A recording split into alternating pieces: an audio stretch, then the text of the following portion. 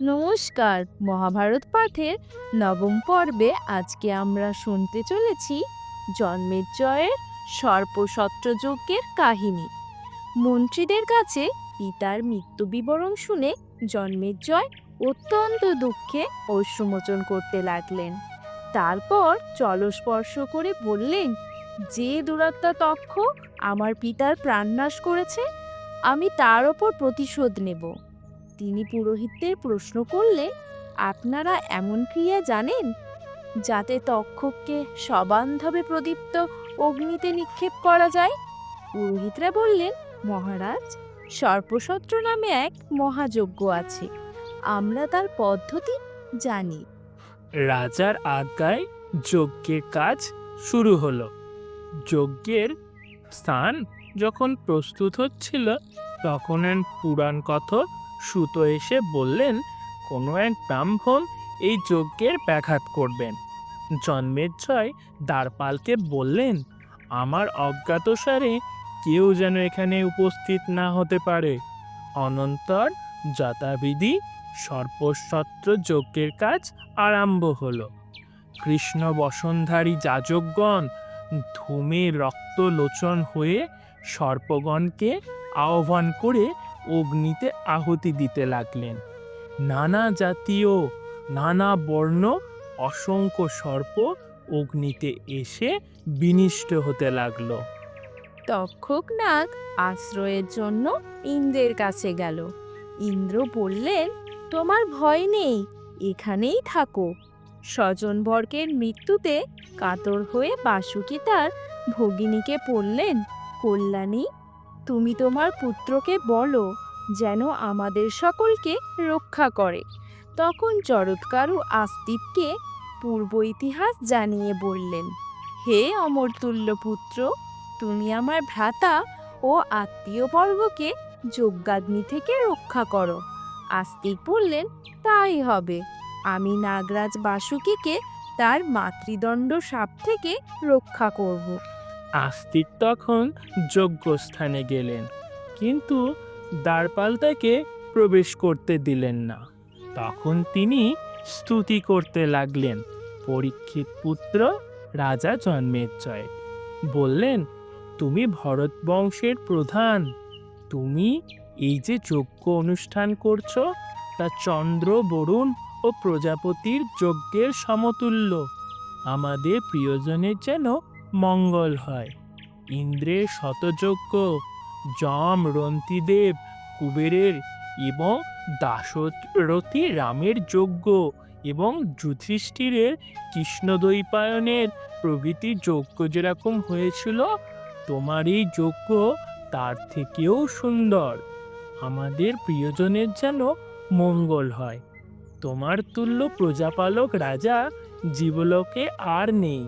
তুমি বরুণ ও ধর্মরাজের সমতুল্য। তোমার যমের ন্যায় ধর্মজ্ঞ জ্ঞান আছে। কৃষ্ণের ন্যায় তুমি সর্বগুণসম্পন্ন একজন রাজা। আস্তিকের স্তুতি শুনে জন্মেজয় বললেন, ইনি অল্প বয়স্ক হলেও বৃদ্ধের ন্যায় কথা বলছে, একে বর দিতে চায়। রাজার পার্ষদগণ বললেন, এই ব্রাহ্মণ সম্মান ও বরলাভের যোগ্য, কিন্তু যাতে তক্ষক শীঘ্র আসে আগে সেই চেষ্টা করুন। আগন্তুক ব্রাহ্মণকে রাজা বর দিতে চান দেখে সর্পসত্রের হোতা চন্দ্রভার্গবও প্রীত হলেন না। তিনি বললেন, এই যজ্ঞে এখনো তক্ষক আসেননি। ঋত্বিকগণ বললেন, আমরা বুঝতে পারছি তক্ষক ভয় পেয়ে ইন্দ্রের কাছে আশ্রয় নিয়েছে। তখন রাজার অনুরোধে ক্ষত্রিগণ ইন্দ্রকে আহ্বান করলেন। ইন্দ্র বিমানে চড়ে যজ্ঞস্থানে যাত্রা করলেন। তক্ষক তার উত্তরীয়ে লুকিয়ে রইল। জন্মেজয় ক্রুদ্ধ হয়ে বললেন, তক্ষক যদি ইন্দ্রের কাছে থাকে তবে ইন্দ্রের সঙ্গেই তাকে অগ্নিতে নিক্ষেপ করুন। ইন্দ্র যজ্ঞস্থানের নিকটে এসে ভয় পেলেন এবং তক্ষককে ত্যাগ করে পালিয়ে গেলেন। তক্ষক মন্ত্রের প্রভাবে মোহগ্রস্ত হয়ে আকাশপথের যজ্ঞাগ্নির অভিমুখে ধীরে ধীরে আসতে লাগলেন। ঋত্বিকগণ বলে উঠলেন, মহারাজ, ওই দেখুন, তক্ষক ঘুরতে ঘুরতে যজ্ঞস্থানে আসছে।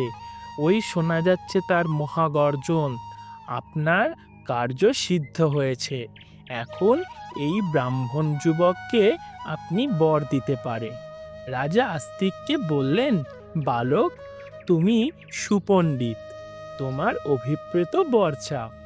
আস্তিক তক্ষকের উদ্দেশ্যে বললেন, তিষ্ঠ তিষ্ঠ তিষ্ঠ। তক্ষক তখনই আকাশে স্থির হয়ে রইলেন।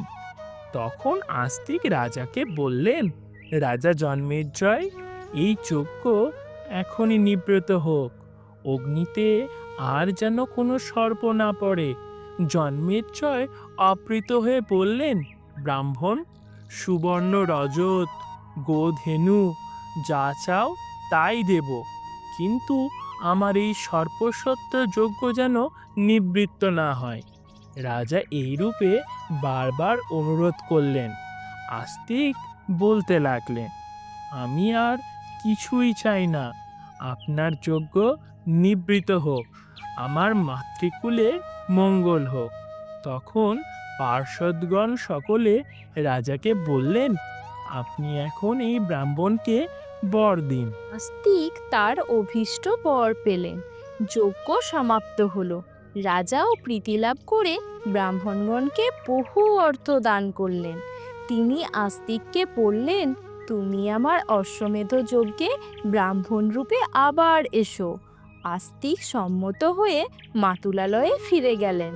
সর্পগণ আনন্দিত হয়ে বর দিতে চাইলে আস্তিক বললেন, প্রসন্নচিত্ত ব্রাহ্মণ বা অন্য ব্যক্তি যদি রাত্রিতে বা দিবসে এই ধর্মাখ্যান পাঠ করে, তবে তোমাদের কাছ থেকে তার যেন কোনো বিপদ না হয়। সর্পগণ প্রীত হয়ে বললে, ভাগিনেয়, আমরা তোমার কামনা পূর্ণ করি। আস্তিকং সর্পশত্রেব পন্নগান ভরক্ষত তং স্বরন্তং মহাভাগ নমাং হিংসিতুর্মর্হত সর্পাপসর্পভদ্রান্তে গচ্ছ সর্প মহাবিশ জন্মজয়স্য যজ্ঞান্তে আস্তিকা বচনং স্মর আস্তিকচ্চ বচনং সূত্রা য সর্পন নিবর্ততে সাততা ভিদ্যতে মূর্ধা সিংসা বৃক্ষ ফলং যতঃ। হে মহাভাগ, সর্পগণ, যিনি সর্পসত্রে তোমাদের রক্ষা করেছিলেন, সেই আস্তিককে স্মরণ করছি। আমার প্রতি রুষ্ট হও না। সর্প, তুমি সরে যাও, তোমার ভালো হোক। মহাবীর সর্প, তুমি চলে যাও। জন্মেচ্ছয় যজ্ঞের পর আস্তিকের বাক্য তুমি স্মরণ করো। আস্তিকের কথায় যে সর্প নিবৃত হয় না, তার মস্তক শিমুল ফলের ন্যায় শতদা বিদীর্ণ হয়ে যায়। আজকের মতো মহাভারত পাঠের কাহিনী এখানেই সমাপ্ত হলো। আগামী দিন আপনারা শুনতে পাবেন মহাভারতের এক নতুন পর্ব। নমস্কার।